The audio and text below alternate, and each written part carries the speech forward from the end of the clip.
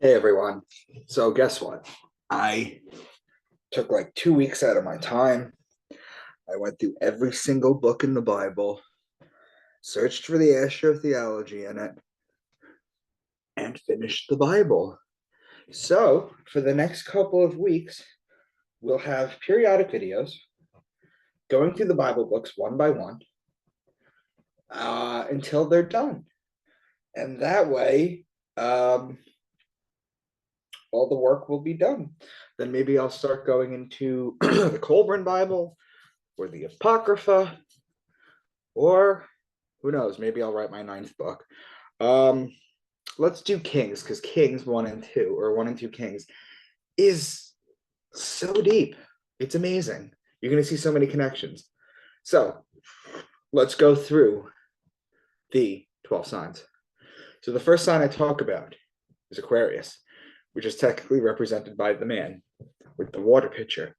And technically, Aries begins the year, but we know that our year, for some stupid reason, I mean, we know that the reason is because Sirius is at its tip top height, and Sirius is our dog star on December 31st at midnight. However, the ancients knew that the year began on the spring equinox. So, I'm not going to go into the story of Zeus and the young boy, which is the story of Aquarius. You guys have heard it in other ones. I got to figure out a way to like streamline these 12 signs so that I can get the information out there. My problem is, guys, is that when I do these videos, I keep thinking that if I just kind of breeze through them, that somebody who's new to my stuff will think that it's not complete. Like if this is the first video they're gonna see, they're not gonna know the story of Zeus and the young boy. That's why I end up telling everything all the time, but it's a giant waste. So maybe I'll make just one video of the 12 signs and then leave it as that. So in keywords, we're looking at keywords. Remember, Son of Man, man, baptism, water pitcher, fountain, stream, river, pond, lake, ocean, sea. All water bodies because there's water in Aquarius. Pisces is the sign of the two fish in the water. Stream, river, pond, lake, sea, ocean, all that applies. And we know that Aquarius and Pisces, okay, they're both water. And how we discover which water it is depends on the patterns that they make. And there's a few examples in this particular decoding that I'll show you. Now, Aries is the ram. And in Aries, you have March 21st, which is the spring equinox. It's a 12-hour day, 12-hour night. It's also the Passover, or the passing over of the sun over the equator and back on its way to its height in the summer solstice. In Christianity, the passing over is changed and it's called the resurrection of God's Son. For you have Easter and Passover, both in Aries. Of course you do. It's the beginning of the year. The sun is being celebrated. It's making its way back to its height in its kingdom.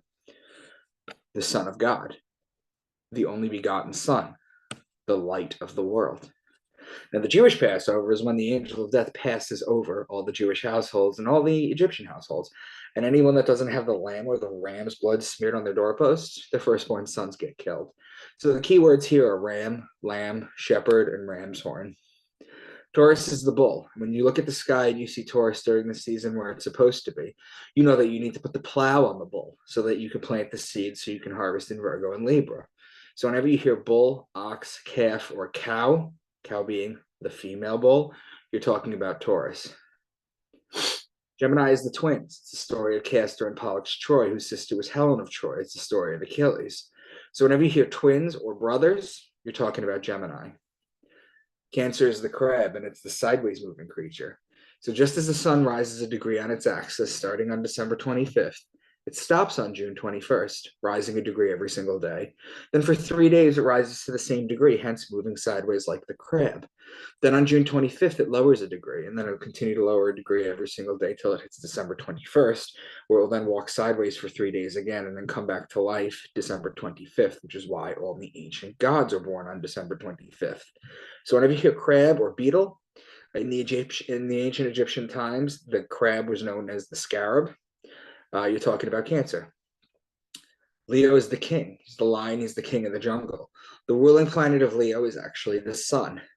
So whenever you hear lion, lioness, or cub, you're talking about Leo.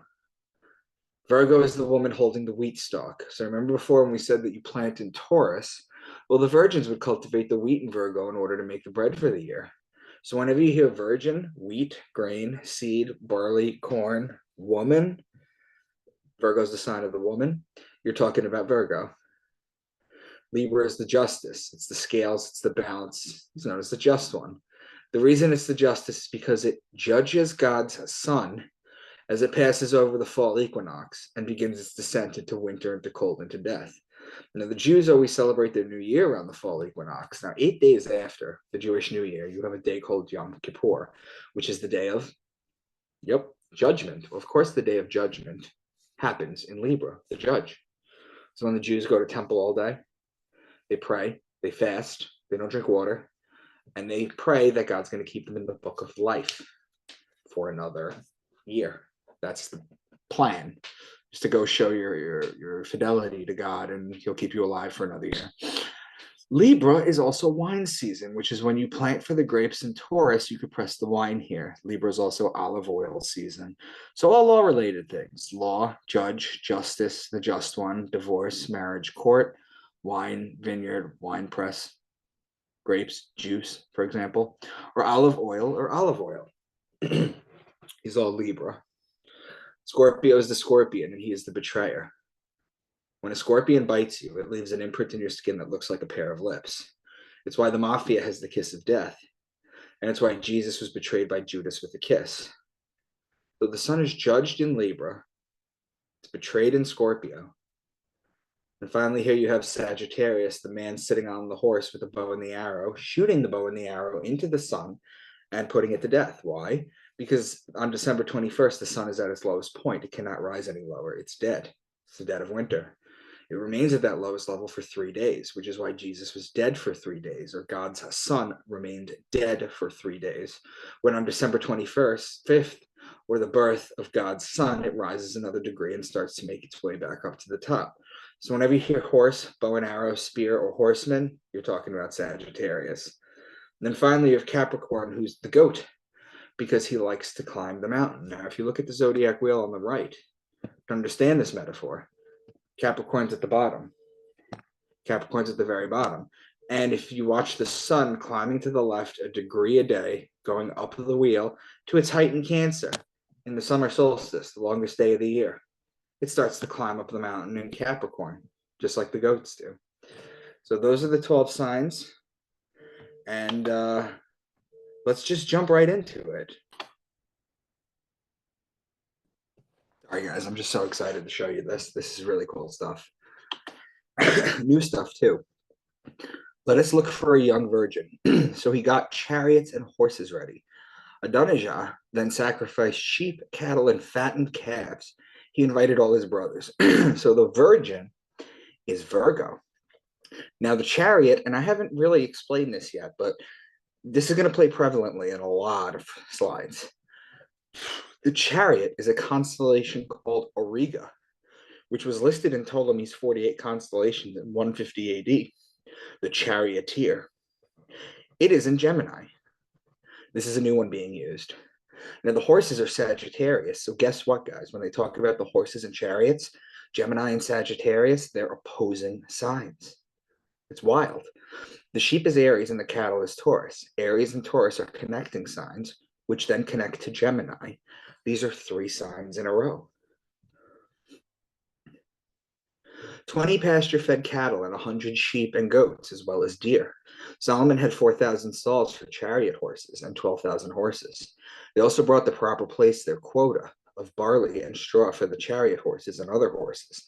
So the cattle is Taurus, the sheep are Aries, these are connecting signs. The goat is Capricorn.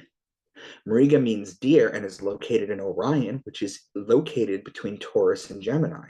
So now you have Aries, Taurus, and Gemini. That's 3 signs in a row. The chariot is Auriga, which is in Gemini, and the horses are Sagittarius. These are opposing signs. Finally, the barley is harvested in Virgo. And Solomon gave Hiram 20,000 cores of wheat as food for his household, in addition to 20,000 baths of pressed oil. The wheat is Virgo and the oil is Libra. They are connecting signs. Also, Solomon in Hebrew is Shlomo. However, it's Solomon in other languages, which is soul, sun in Latin. Om, the sun and the syllable of Om is found in the Upanishads. And On is the city of light, Heliopolis in Greece. That's why you have to turn the bedroom lights on to become enlightened with the light. So it's 3 words for the sun. So it's Solomon's the sun going through these patterns in the sky. Solomon's temple, the temple that King Solomon built for the Lord, was 60 cubits long, 20 wide, and 30 high. The portico at the front of the main hall of the temple that is 20 cubits and projected 10 cubits from the front of the temple. He made narrow windows high up in the temple walls. Against the walls of the main hall and inner sanctuary, he built a structure around the building in which there were 6 rooms. The lower was 5 cubits wide, the middle floor 6 cubits, and the third floor 7. So before I go into showing you Solomon's temple and explaining what Solomon's temple is, I wanted to share with you this one thing. He made narrow windows high up in the temple walls, the narrow windows. This is an architectural trick that they do in architecture. It is famously used in Disney in Florida with the castle. So why? What does it mean? Well, you build the windows bigger on the base levels, and as you go up, you build the windows smaller, and it gives the illusion that it's a lot higher than it actually is. You'll notice this if you've ever gone to Disney and actually gotten close to it. It's an illusion. It's an architectural illusion. So what is King Solomon's temple that he just built? Well, it's this. This is what it looks like when you build it out. So I'll give you guys a minute to look at it if you've never seen me explain this before. Well, not really a minute, but you get the picture. This is a view from Solomon's temple from above. It's important to note that Solomon is not the name of a person. It's a combination of 3 words for the sun: soul or sun in Latin, Om, which is the sun, which is the light of the syllable Om, as advised in the Upanishads, and On was the city of light, or Heliopolis in Greece. Sol Om On. This was created using sex magic. So Yakin and Boaz, and I say Yakin instead of Jachin because the J, and I always forget the letter J came out in either 1524 AD or 1534, and the Jesuits came out the other time. So I always get those dates confused, which is which. I do believe the Jesuits might have come first. No, I think that the letter J came first. Actually, I have no idea. Look it up, guys. It's one or the other. The letter J actually came after the letter Z. It's the youngest letter in the alphabet. So Jachin and Boaz represent the testicles from this view. The porch is the base of the penis, the holy place is the shaft, and the Holy of Holies is the head. The ark or hole of the penis is where the DNA information Torah is stored. The store chambers represent the female womb, and the 2 entrances to them represent the fallopian tubes. So if you were to look at this, right, and turn it to its side, 90 degrees, you could see how it's a rudimentary penis going into a vagina. This was built using sex magic. On the panels between the uprights were lions, bulls, and cherubim. So the lion is Leo, the bull is Taurus, and the cherubim had faces of men, or Aquarius. These are 3 of the 4 fixed signs of the zodiac. It's just missing Scorpio. And if you guys have heard my explanation of Revelation, where I talk about the Revelation 4:7, the 4-headed animal, or if you look at the tetramorph in Ezekiel's vision to God, it's all fixed signs. And I've explained what the fixed signs are. They're fixed in their season. There's 4 seasons, and there's 3 signs in each. So the fixed season would be the second one, the middle sign, whereas the first sign is the cardinal sign. That's why there's cardinals in church. Each sign can be broken down into 3 10-day segments called deacons. That's why there's deacons in church, and you have cardinals in church. It's all astrology. And then the final sign that takes you out of the sign is the mutable water sign. So he said to his sons, "Saddle the donkey for me." The man of God said, "I cannot turn back and go with you, nor can I eat bread or drink water with you in this place." So the sons are the brothers, which are in Gemini. The donkey is a Stelis Borealis, which is located in Cancer. Those are connecting signs. Now the bread is Virgo, the lady with the wheat stalk, and the water comes from Pisces. Pisces and the Virgo are opposing signs. So lots of patterns going on here. When the man of God had finished eating and drinking, the prophet who had brought him back saddled his donkey for him, and he went on his way. A lion met him in the road and killed him, and his body was left lying on the road, with both the donkey and the lion standing beside him. Then he laid the body in his own tomb, and they mourned over him and said, "Alas, my brother." Well, the man is Aquarius, and the donkey is Acellus Borealis, which is the donkey, and is located in Cancer. The lion is Leo. Now, Cancer and Leo are connecting signs. Now, Leo, the lion, and Aquarius, the man, those are opposing signs. The brother is Gemini, the twins, the brothers. Gemini, Cancer, and Leo are 3 signs in a row. So look at the patterns these are making. Very intricate patterns here. The raven brought him bread, and he drank from the brook. "Would you bring me a little water in a jar so I may have a drink?" As she was going to get it, he called, "And bring me please, a piece of bread." Well, the raven is the constellation Corvus, which borders Virgo. The brook is Pisces. Virgo and Pisces are opposing signs. Now, the bread is also Virgo, the lady with the wheat stalk, and the woman is also Virgo. So here we see, guys, how Virgo can symbolize, for example, a raven, bread, or a woman. For example, Cancer can symbolize the beehive cluster. So bees, honey, crab, scarab.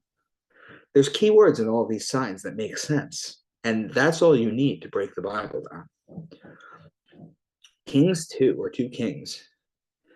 There is a story right away in 2 Kings that you guys have probably heard. It's called Elisha is Jeered, where young boys make fun of this old man for being bald. The man calls on God, who sends 2 bears to maul the boys. However, the bears are Ursa Major, which is in Cancer, and the boys are Gemini. These are connecting signs.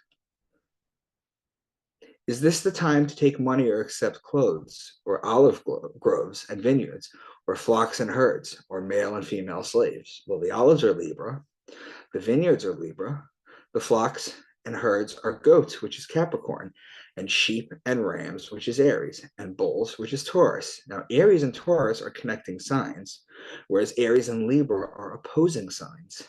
The male and the female are Aquarius and Virgo. Virgo and Libra are connecting signs. This is a 2-sentence scripture. That's all it is. And look at all the patterns that it forms.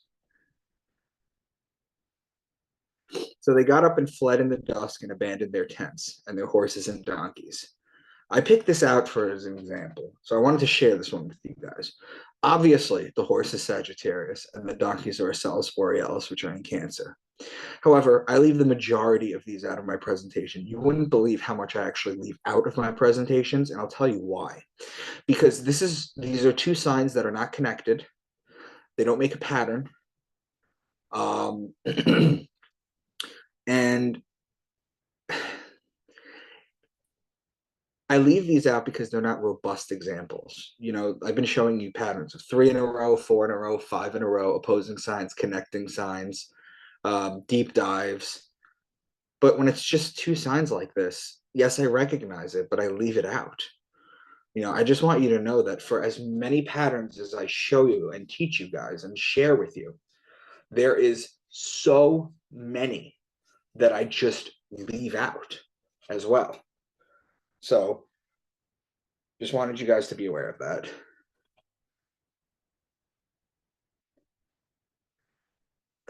Then each of you will eat fruit from your own vine and fig tree and drink water from your own cistern until I come and take you to a land of your own, a land of grain and new wine, a land of bread and vineyards, a land of olive trees and honey. See, this is a more robust example here. So the vine is Libra, the water is Aquarius, the grain is Virgo, and the wine is Libra. The bread is Virgo, and the vineyards and olive trees are Libra. The honey comes from the beehive cluster, which is in Cancer. Incidentally, Cancer is also when figs are ripe to pick. So this is 1 and 2 Kings, guys. This is 1 and 2 Kings. So I just wanted you guys to be aware of the new patterns and the new keywords that we're going to be looking for. And one day I'll find a way to make this like a one-stop shop where I could just explain everything and how to decode. But thank you for listening. Let me know what you think in the comments.